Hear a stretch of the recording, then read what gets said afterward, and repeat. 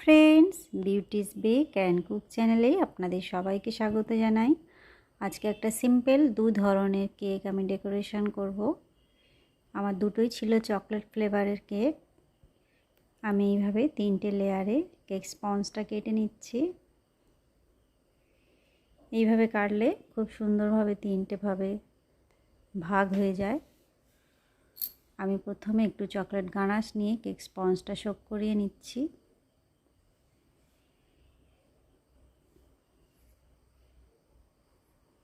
এরপর কিছুটা ক্রিম দিয়ে আমি চকলেট গানাশ মিক্সড করব।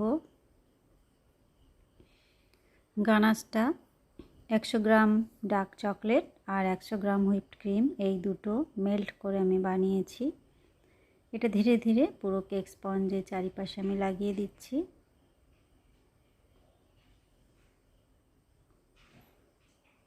কিছুটা চকো চিপস দিয়ে দিচ্ছি, তবে চকো চিপস যদি না থাকে কিছুটা চকলেট কুচিয়ে দিলেও সমান টেস্ট পাওয়া যাবে। তবে চকো চিপসটার টেস্টই বেশি ভালো, কেননা এর ক্রাঞ্চগুলো যখন মুখে পড়ে খেতে বেশ ভালো লাগে। এখানে আমি সেকেন্ড লেয়ারের উপরেও চকলেট দিয়ে সমানভাবে স্প্রেড করে দিচ্ছি।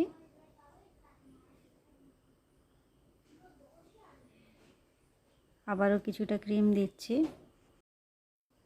একইভাবে এর উপরে কিছুটা চকলেট গানাশ দেবো, দিয়ে এটা মিক্সড করে নেব। এইভাবে যদি ক্রিমে গানাশ বা ক্রাশ দিয়ে যদি মিক্সড করতে অসুবিধা হয়, আলাদা একটা বাউলে ক্রিম নিয়ে তার সঙ্গে মিক্সড করে নিয়ে তবেই ব্যবহার করবেন।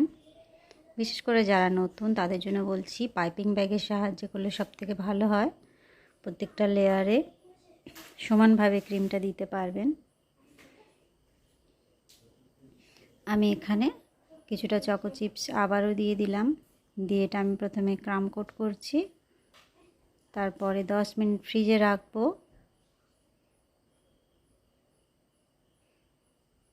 ক্রাম কোট করাটা খুব প্রয়োজন হয়, কেননা কেক স্পঞ্জ যদি ড্রাই হয় ক্রামগুলো সবসময় উপর দিকে উঠে আসবে ফিনিশিংয়ের সময়। এই কারণে একটু ক্রাম কোট করে নিলে এটা ফ্রিজে সেট হয়ে যায়। তারপরে ফাইনাল লেয়ার দিলে ফিনিশিংটা খুব ভালো আসে। আমি এখানে 10 মিনিট ফ্রিজে রেখে তারপরে এটা ফাইনাল লেয়ার দিয়ে নিচ্ছি।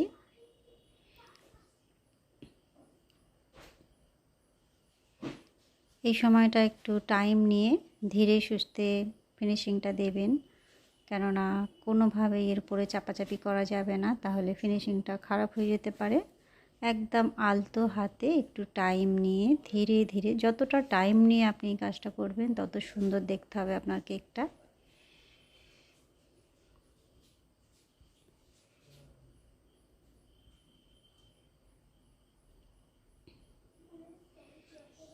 আমি এইভাবে কেকটা রেডি করে নিলাম।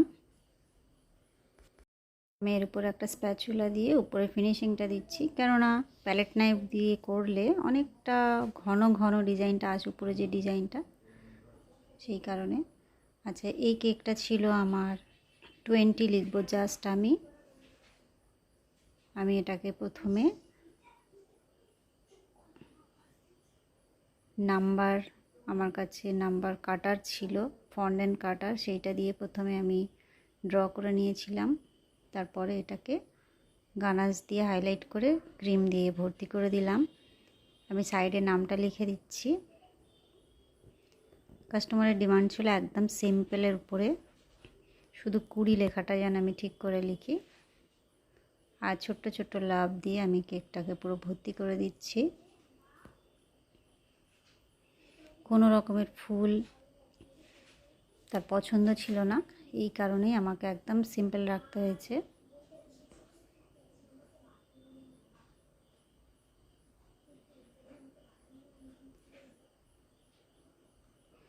কেকটা সিম্পল হলেও কি হবে, দেখতে কিন্তু খুব সুন্দর লাগছিল।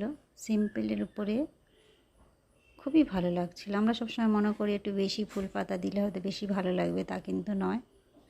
সিম্পল কেকগুলো অনেক গর্জিয়াস লাগে। এই তো কেকটা আমার কমপ্লিট। আমি এবার একটা বর্ডার দিয়ে নিচ্ছি। আমি একটা নজেল দিয়ে দিচ্ছি। এই নজেলের কোনো নাম নেই, নজেলটা একদম প্লেন এইটা কিন্তু পাইপিং ব্যাগের সাহায্যও করা যাবে, ছোট্ট করে জাস্ট মুখটা কেটে নিলেই এই ডিজাইনটা বার হবে। ব্যাস, কেকটা আমার কমপ্লিট। আমার একই দিনে দুটো কেকের অর্ডার ছিল, আমি সেই জন্য নেক্সট কেকের আর কাটিং দেখালাম না, জাস্ট আমি কি করেছি ডিজাইনটা সেটাই দেখাচ্ছি। এটা হচ্ছে ফ্লোর মিম ডিজাইন। এই ডিজাইনটা আমাকে কাস্টমার ছবি পাঠিয়েছিলেন, সেই হিসাবে আমি করছি। একদম সিম্পল, তবে এগুলো ট্রেন্ডিং।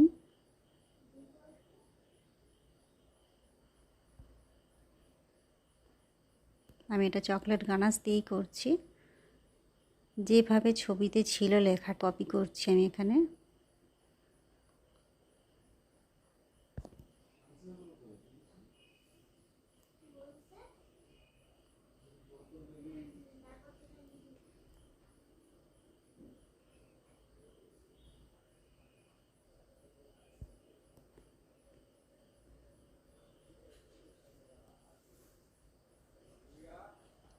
গানাশটা দিয়ে যখন লিখবেন সব সময় দেখবেন গানাশটা যেন বেশি স্টিফ না থাকে বা বেশি পাতলাও না থাকে, মিডিয়াম রকমের হতে হবে।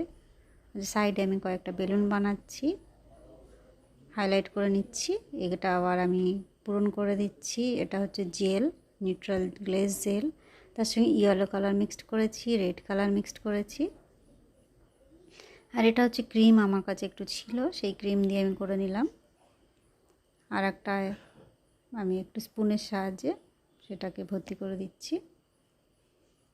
4টে কালার হয়ে গেল আমার। আর মাথায় একটা টুপি বানিয়ে দিচ্ছি। এই তো এইভাবে আমি কেকটা কমপ্লিট করে নিলাম। আর গালে দুটো দাগ বসিয়ে দিলাম লাল লাল। এটাও হোয়াইট গ্লেজ জেল, একটা লাভ বসিয়ে দিলাম। কেকটা আমার কমপ্লিট। আমি নিচের একটা বর্ডার বানিয়ে নিচ্ছি। এটা হচ্ছে 6B নজেল।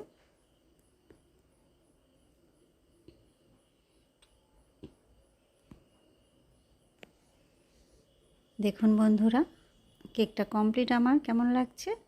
সিম্পলের উপরে দুটোই সুন্দর লেগেছে কিনা। যদি ভালো লাগে তাহলে অবশ্যই একটা লাইক করবেন, চ্যানেলটা সাবস্ক্রাইব করে রাখবেন। বিভিন্ন ধরনের ডিজাইন নিয়ে আমি রোজ হাজির হব। দেখা হবে নেক্সট ভিডিওয়ে। সবাই ভালো থাকবেন, বাই বাই।